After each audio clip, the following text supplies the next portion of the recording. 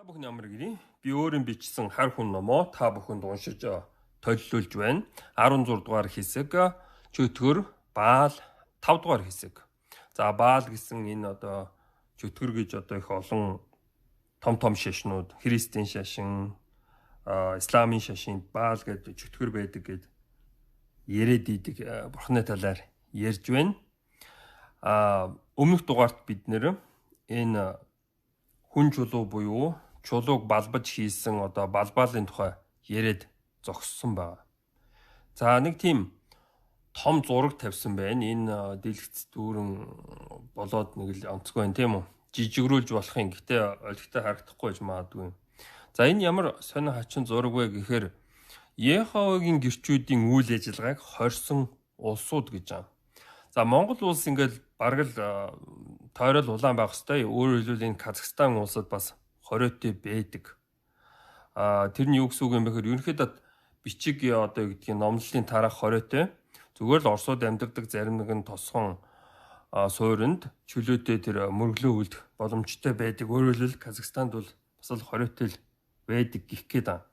Тэгээд энэ жижиг сажиг гэдгийг хот тосгоод тэр Италийн хот тосгоод тэр хойшоо тэр Швед улсад энэ тэр төрөөс дэмжлэг үзүүлэхгүй ч гэдэг юм нэг тиймэрхүү юм аа. Тэгэхээр нэг юм ихэнх улс орнууд нэг төвөгтэй гэж үзсэн нэг тийм шашин байна. За энэ ямар учиртай юм бэ гэхээр Баал гээд аянганы эзний талаар ингээд судлаад үзэхээр тэр аянганы эзэнд дайсан байдаг. Энэ еврейчүүдийн бурхан Йехова байдаг байгаа юм. За тэгэхээр би ингээд Баалын тухай судлаад ингээд бичгээр Йеховагийн тухай үзээд байгаа юм. Тэгээд Йеховагийн гэрчүүдийн хийж байгаа гэмт хэргийн талаар үзээд байгаа юм.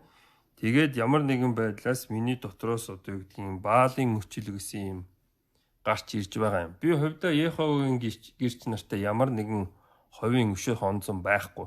Гэхдээ ямар нэгэн байдлаар нэг уур хилэн ингээд цаанаас ингээд гараад ирдэг байна. За Баалын мөчл гэдэг юм бичсэн байна. За Баал надад ингээд юу гэдгийг оюун санааг минь хурцтгаад дуу хоолойг минь сайхан болгоод хайрлаач гэж гуйгаад уншия.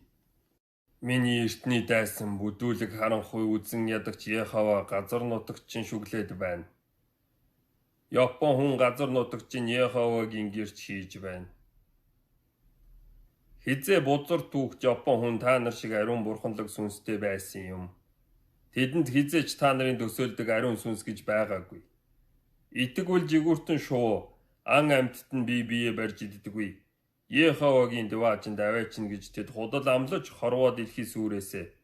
ертөнцийн төгсгөл ирээсэ гэж хараад зүхэж байна.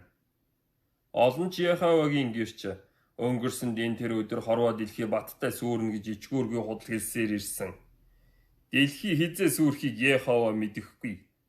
Йехова диваачинд нь очихыг хүсвэл цэргийн алба хаагаас татгалз гэж шаардаж байгаа явдал бол улс орныг чинь сүрүүлэх гэсэн хорон санаа. Пасторууд нь гинэн цайлган охид бүсгүйчүүдийн чинь толгойг эргүүлж, балчир хүүхдүүдийн чинь сүмдээ хүчирхийлэх санаатай байгаа. Энэ бол тэдний хийсээр ирсэн зүйл. Миний өчлийг сонс. Хөрш улсуудаасаа жишээ авч хэрэг төв таригчдыг Баал, шалга, Йеховагийн инхчингийн орноос хөөж зайлуул. Монгол ирчүүд та нар юуны төлөө тулалдгаа мартаад байх шиг байна. Эр хүний хамгийн дээд таашаал аз жаргал бол дайснаа үндсээр нь суг татан дарах. Охид бүсгүйчүүдийг нулимстай нь худгаж идэх хөрөнгө цөмийг булан авах. Тарган гуйтай хурдан морь унаж гоо бүсгүйчүүдэд гэдэс бэлхүүс нь харагдсан нэмгэн дотоож өмсгöd төвгөр хацрыг нь харж үнсэх. Нандин ягаан уруулуудыг нь оцох явдал юм. Эзэн бог Чингис хаан чинь. Эзэн бог Чингис хаан хаалтан дотор Конон гэж байна. Хар хүн улс орныхоо төлөө цэргийн албанд зүтгэх учиртай. Англи хэлний security гэсэн үг харуул хамгаалтын алба гэсэн утгатай. Эсвэл аюулгүй байдал ч гэдэг юм уу те. Энэ монгол хэлний сахиур гэсэн үгийг их санагдуулдаг. Энэ насагч сувлагч гэсэн утгатай байдаг. Тэгээд сахиулсан тэнгэр гэхээр таныг эмчилж аварч байдаг тэнгэр гэсэн юм ярих гэдэг. За дараагийн хуудас. Энэ болохоор бас нэг юм англи бичсэн хэсэг тавьсан байна. Энэ зургийн тайлбар нь Дээрх үг Рашид ад-Дины бүтээлд Чингис хаантай холбоотой алдартай үгсийн жагсаалтанд багтдаг. Чингис хаан хэлсэн эсхийг батлах эсвэл үгүйсгэх боломжгүй. 1300-аад оны хавцаа Газаа хаан эсвэл Үлзийд хааны үед энэ үгийг нэг их чухал үг гэж үздэг байсан болов. Гэтэл баруунд хамгийн их алдарсан Чингис хааны үг болчихсон юм. The Jack Meister Монгол History ингэж тайлбарласан байна. Энэ монголчууд бичсэн байгаа гэдгийг мэдэж болно. Энэ дээр pleasure гэсэн үг байна. And Jirkhamishii гэсэн үгийг орчуулж чадаагүй байна. Jirkhamishii гэж одоо юу гэсэн үг юм бэ гэдэг. Гэвч энэ монгол хэлний Jirkha ил юм шиг байна. Жаргал. Тэгэхээр эр хүний хамгийн дээд таашаал жаргал юу вэ гэж асууж байгаа юм. Тэгэхээр Чингис хаан та нар сайн хэллээ. Man's great pleasure is гэж байгаа.